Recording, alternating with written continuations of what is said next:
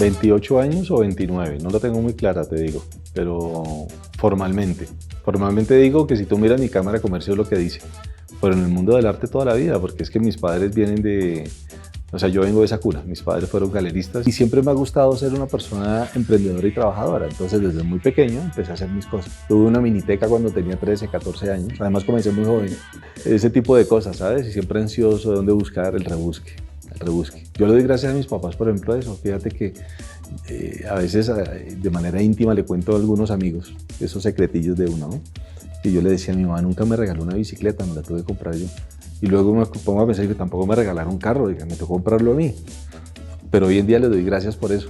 En cualquier cosa que yo hacía, pues creen en mí y eso me funcionó muy bien porque hoy en día pues tengo como la satisfacción de decir, bueno, pues tengo esta galería que ha gustado mucho. Tú sabes, la inauguré hace pocos meses, pero ha sido un esfuerzo que pocos saben. A mí construir esto me ha costado sudor y lágrimas. Y aunque aparentemente está 100% terminada, no, todavía faltan más cosas.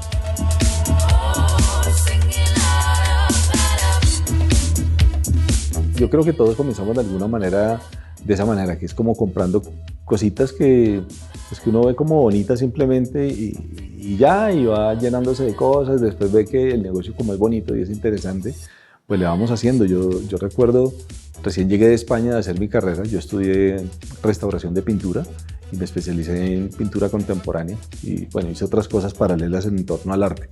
Pero antes de irme constituí el negocio, pero no lo tenía activo.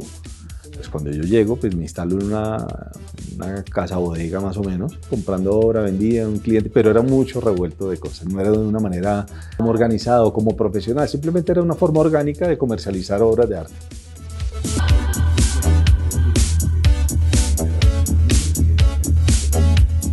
Luego me fui para una oficina en la 85 con 13 diagonal, donde antiguamente quedaba la Fundación Gilberto Alzate Avendaño, ahí atrás en la 84 o algo así. Y yo tenía una oficina muy bonita en un último piso, una galería de segundo piso. Y era una galería privada, ya ahí sí únicamente me dedicaba al tema de la galería y llamaba a mis clientes y hacía eventos muy cerrados, muy puntuales. Pero en ese justo momento empezó a abrirse la idea de explorar el mercado asiático. Y desde entonces estamos yendo a Asia. Nosotros llevamos más de, ¿qué será?, 14, 15 años yendo a Asia. Comenzamos por Shanghai. Luego conocimos una persona que nos presentó una población que se llama Shenzhou, que es en la provincia de Henan. Y esta persona pues, nos abrió muchas puertas porque él fue una especie como de ministro de cultura y se volvió como un mecenas para nosotros. Entonces allí hicimos varias exposiciones institucionales, otras comerciales, con diferentes alianzas. Y de ahí brincamos para Beijing, entonces conquistamos, entre comillas, el mercado asiático. Eso decimos nosotros conquistar, pero a la final fue durísimo. Yo viajaba mínimo 2 veces al año a hacer algunas ferias, porque hacía varias ferias y eventos, y no vendíamos nada. Porque no es tan fácil como que uno cree que fue y hay tanto chino y hay tanto chino rico que vamos a vender. No, pues no. Ahí como todo hay que sembrar, hay que ir poco a poco, y bueno, luego lo logramos, pero lo logramos después de un buen par de años. Y paralelamente a eso empezamos a ir a Seúl, a Corea, por también una feria de unos contactos que hicimos allí con galeristas locales. Y ahí estuvimos otro par de años buenos, pero ya vimos que como que necesitamos también abrir más mercado en Asia y cada vez como mejores mercados, y creemos que en ese momento que el mercado iba a ser Hong Kong. Entonces empezamos a hacer nuestros primeros pinitos, nos gastamos 3 años haciendo los pinitos, unos pinitos muy largos, y cuando ya quisimos entrar se nos vino la pandemia.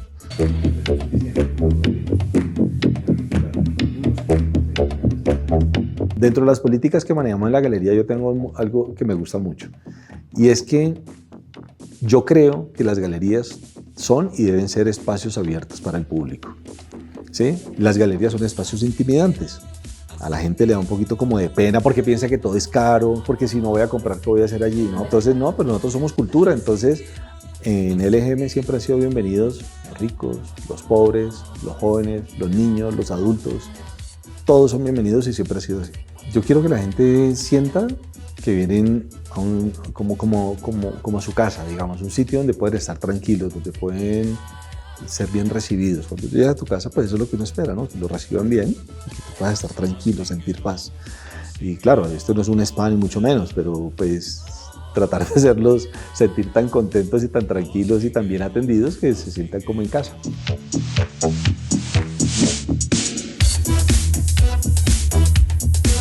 La idea es poder traer una propuesta internacional para que el público que nos visite y que sepa del EGM encuentre cosas nuevas o diferentes. Cuando tú quieres ver artistas así, pues te toca desplazarte a otros países o ir a ferias, que es efectivamente una muy buena plataforma. Aquí tenemos a Arbo, que es o a Barcú en su momento, otras iniciativas que también fueron muy buenas en su momento, que no sé si existan todavía. Queremos hacer un programa, o estamos organizando un programa que ya están dando, de artistas internacionales. No con ello queremos excluir a los artistas, todo lo contrario. Lo que queremos es fortalecernos internacionalmente para que nosotros seamos vistos en el mundo y cuando lleguen nuestros artistas, que de hecho pues ya hay varios que están confirmados para la galería y que será la sorpresa más adelante, puedan tener esa visualización que nos hemos esmerado en abrir. ¿Sí? Entonces sí, estamos físicamente aquí en Colombia, pero que nos vean en el mundo. Y uno dirá, no, la globalización, las redes sociales, sí, de acuerdo, pero necesitamos traer propuestas internacionales, curadores de afuera, artistas que tengan proyección internacional. Eso atrae un público internacional. Aquí hemos tenido visitas de coleccionistas y compradores muy importantes que difícilmente vienen al país y gracias a Dios los hemos logrado traer y seguramente van a seguir viniendo y muchos otros.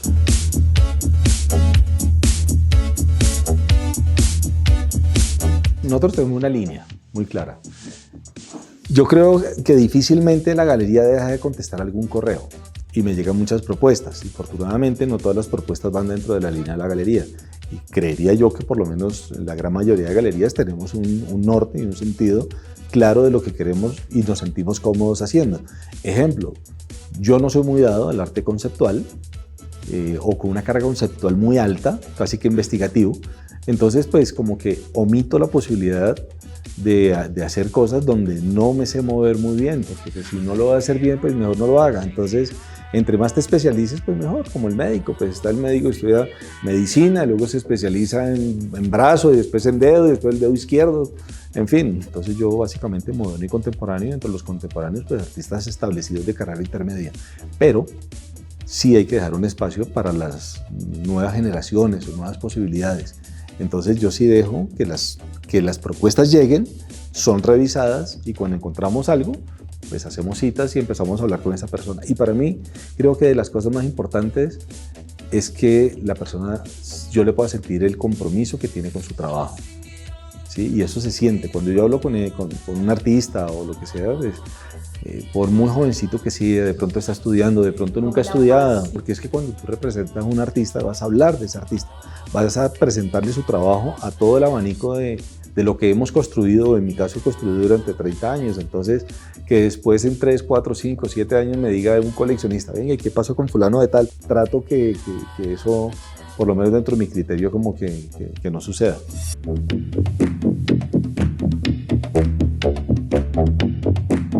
Ahora hay obras muy fotogénicas, ¿no? Entonces pues uno las ve y luego dice, venga, llamamos a este artista. Cuando ya llega aquí uno dice, déjeme ir.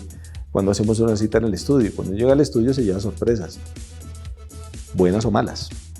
Y ahí es donde uno empieza a descubrir de pronto talentos y cosas. No pasa con mucha frecuencia, digamos, pero cuando pasa es muy interesante, es muy lindo, es muy satisfactorio. Para mí eso es clave, pero también y sobre todo las capacidades humanas de las personas. Yo diría que lo pondría en primer lugar, ¿sabes? Porque de pronto el artista puede ser muy bueno, pero si de pronto no encajamos, y creo que es bueno, es como cuando tú buscas pareja, te vas a casar y esperas que sea para toda la vida. Y lo he escuchado y lo digo pues porque me ha pasado, que más o menos dicen, bueno, pero yo para que una galería si yo vendo como loco, ¿sí? O hay algunos artistas a los que le he preguntado, bueno, y cuéntame de tu trayectoria, porque esas obras valen tanto. Hay un artista que conozco, con el que trabajé o traté de trabajar, y obras costosas, importantes, y no había hecho mucho, y su respuesta es que yo lo vendo todo. Es completamente válido. Pues si vende todo, pues la ley de la oferta y la demanda, pues no tiene, pues cobra más costoso y sigue vendiendo, pues subámosle y seguirá vendiendo. Pero ¿qué va a pasar a futuro con ese artista, no? Con su trabajo, con su obra. ¿Tendrá piso? O sea, ¿es sólido realmente en un futuro? Ahora, el que lo compra y se lo compra por moda, y pues también es válido, es que la gente compra porque es bonito, como cuando compras un televisor. televisor finísimo, carísimo, un Harman, no, ¿cómo es la marca de ese televisor? Bueno, el que sea, que es carísimo, y cuando lo vas a vender, pues no te van a dar nada, es que ni te toma la molestia de venderlo. Entonces eso también puede pasar, ¿no?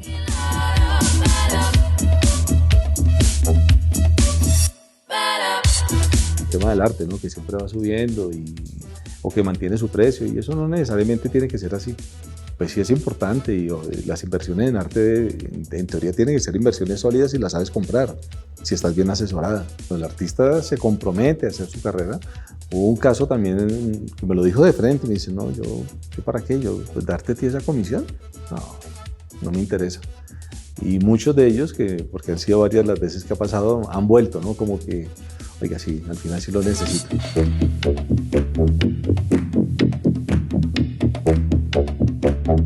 Yo o la galería no está, o sea, no funciona si no tiene artistas, porque una galería de arte sin arte o sin artistas, pues nada, pero también un artista, yo creo que de alguna manera, y ahora con el tema de la tecnología y todo eso, ustedes dirían, no, pues ahora sí que menos lo necesitamos.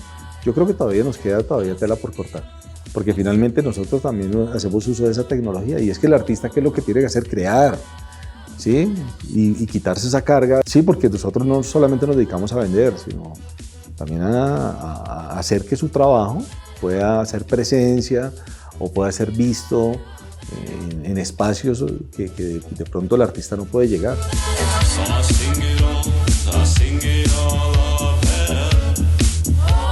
Al principio me chocaba un poco porque mira, yo la última feria que hice en Miami, que la dejé de hacer, entre otras cosas porque fue bastante difícil, vi varias personas, pues casi todo el mundo toma fotos, pero es que hoy en día antes uno tomaba una foto para guardar un lindo recuerdo o acordarse cuál es la pieza, pero muchas de esas fotos eran para contactar al artista, y los artistas tampoco son culpables de ello, las contactan y no les dicen estoy en la galería que lo representa, sino simplemente oye, me gusta tu trabajo, que tienes disponible, y nosotros pagamos un montón de dinero por estar en esa feria, van 70, 80 mil visitantes, hacemos nuestro trabajo porque la obra de estos artistas se está visualizando, y cuando vemos pues que no pudimos vender lo suficiente o no vendimos porque finalmente los mismos clientes se encargan de hacer esa gestión, de tratar de llegar directamente donde el artista. ¿Sí? Y pues el artista pues cae sin querer hacerlo, o sea, no es una mala intención que esta persona tiene, a no ser que si le digan, oiga, estoy acá, quiero que usted me deje la obra más barata, que generalmente tampoco pasa. Por lo menos los artistas que yo conozco en su gran mayoría, si hacen un descuento, es decir, lo que van a hacer es que el artista gana más, porque generalmente las condiciones de nosotros como galeristas son mejores que las que pueda tener cualquier cliente, o por lo menos el común de los clientes. Un artista nos va a dar a nosotros una comisión establecida mucho más importante, que nos permite un rango de manejo mejor, y nosotros sabemos a dónde ubicar una pieza mejor que la otra, y seguramente el cliente directamente no la va a obtener, o de pronto sí, pero no va a ser tan fácil. Hoy en día ya uno, como tiene más claridad con el tema, pues ya uno sabe cómo hablar con los artistas o con las personas de este tema, y ahí se involucra mucho pues la seriedad de este artista. Finalmente este es un mundo tan grande pero tan pequeño que si se hacen mal los manejos por ambos lados, siempre se va a llegar la información.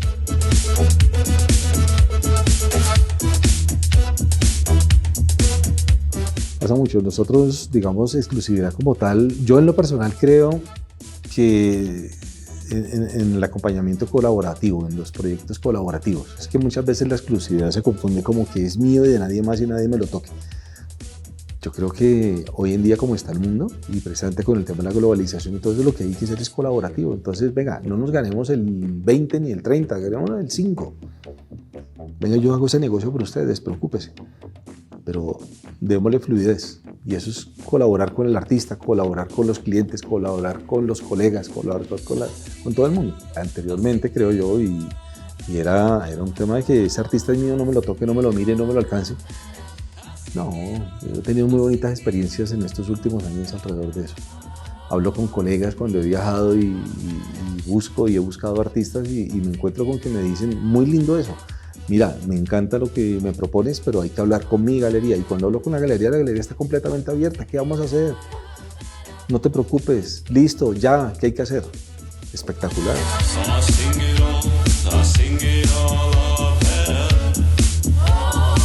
Uno va cambiando de curadores de acuerdo a lo que va presentando. pues hay curadores que se especializan en diferentes temas y que encajan mejor con ciertos artistas. Pues la idea y la astucia es en llegar en que se puedan combinar bien curador, artista, galería. Entonces, es buenísimo. Hay algunos que escriben muy bien, hay algunos que son más, no sé, como más integrales, o hay unos que son más despreocupados, pero cada uno tiene su forma de hacer las cosas, pero a su manera.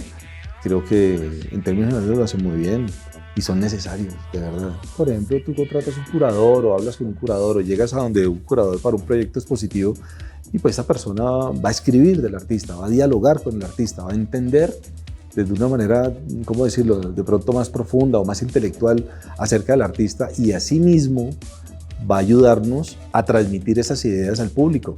Muchas veces el artista está lleno de ideas y de cosas y no sabe cómo decirlas. Entonces empieza exactamente. Luego hay unos que ayudan con el tema de museografía, entonces le ayudan uno bajo su experiencia a colgar la obra, a que sea más coherente.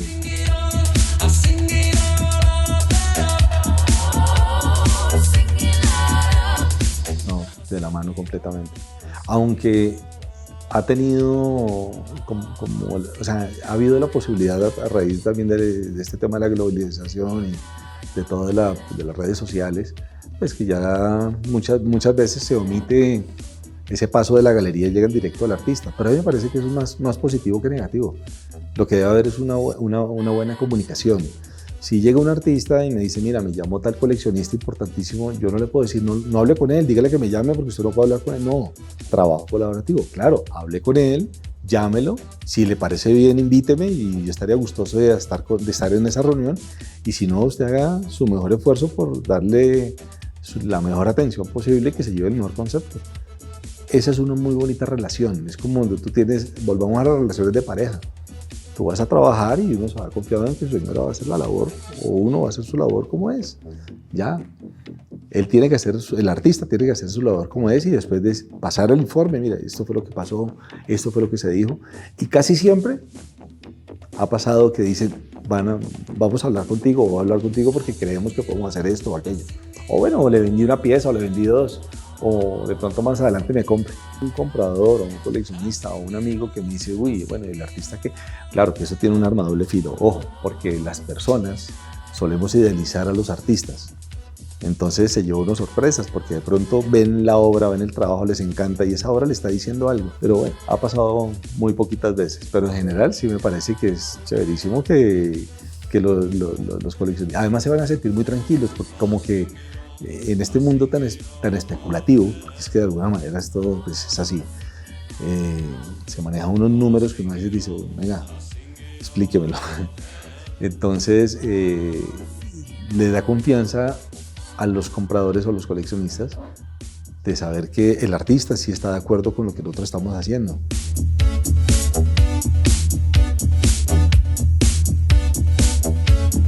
Considero que las ferias son elementos que deben estar porque es el lugar donde se juntan muchas piezas, ¿no? Entonces vienen países, vienen artistas de muchas partes del mundo y durante un periodo de tiempo pues, van a estar dialogando en ese lugar físico, ¿sí? Y eso es clave. Parte de la labor que nosotros hacemos de internacionalizar a nuestros artistas es llevarlos a ferias, porque en esa feria va gente no solamente de esos lugares, sino de muchos lugares, pero al final del ejercicio son 4, 5, 6 días que demora una feria máximo, pero van, no sé, depende de la feria, pero hay ferias que van más de 100.000 visitantes en esos días. Y de pronto esos 100.000 visitantes no pasan por el stand, pero que pasen el 10% son 10.000. Y que esos 10.000, simplemente 1.000, echen una miradita al stand. Y eso sirve, son 1.000 personas que están viendo la obra. Pero si de esos 1.000, solamente 100 se interesaron en algo, ¿te imaginas uno tener 100 interesados? Eso es una delicia. Y si finalmente de esos 100 interesados solamente te compran 10 personas, y tú una feria normalmente llevas, depende, pero puedes llevar 8 obras o puedes llevar 15. Si vendes 10, vendiste la mitad del stand, libraste los costos, porque son costosísimas nada más.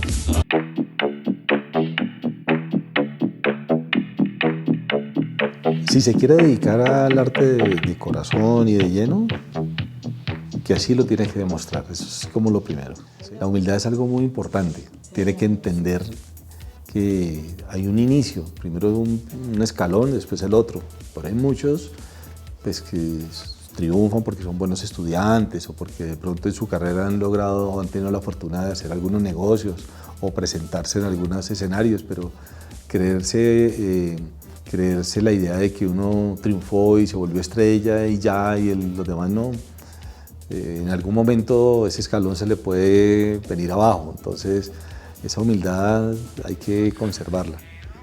La calidad de su trabajo, es decir, si están trabajando en algo, así sean 3, 4 rayas, por decirlo vulgarmente, pero que sean unas rayas bien hechas. No quiere decir con bien hechas como con el cuidado para que no se vayan a salir del margen, no. Pero digamos, en el caso de un escultor, pues no le cuesta mucho estar supervisando cómo quedan esos puntos de soldadura. Cuando van a pintar una pieza, entonces, pues, que esa lámina quede perfectamente bien pintada, no como que, no, es que yo soy así. Bueno, podría ser, y de hecho muchas cosas funcionan así, pero ¿no? que sea intencional y no por descuido. Exactamente, que sea intencional y no por descuido, porque hay artistas o jóvenes artistas, o no, incluso hay unos ya grandes que por más que uno les dice, no, es que no me sale, pues muchas veces no es mi culpa de ellos, ¿sabes? Yo tengo un amigo, y digo amigo porque es un artista que es un amigo, y me decía, no, es que no tengo la herramienta, no tengo la capacidad económica y no puedo por más que lo intento.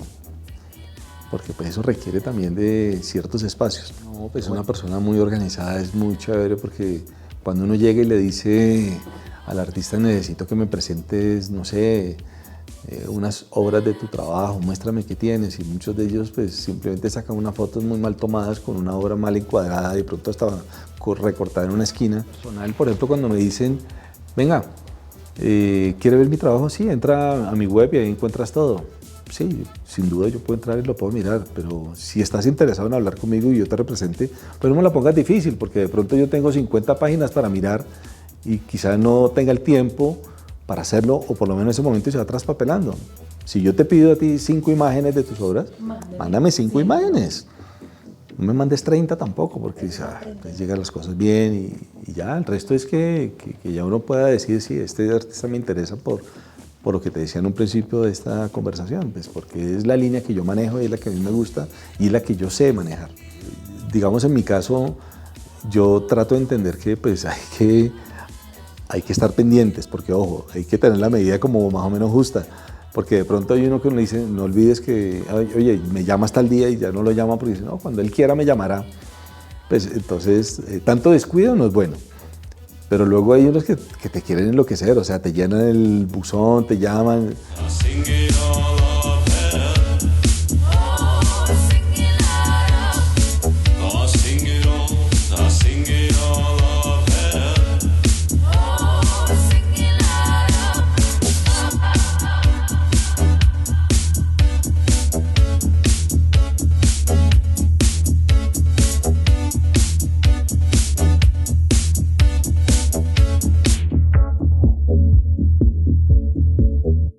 Creo que con eso ya ahí más o menos vamos entrando. ¿Qué más? Quedaron revelados todos los grandes secretos. La Sí. verdad, qué historia tan interesante. Muchísimas gracias. No, a ti, pues por este tiempo, muy rico además, ¿no?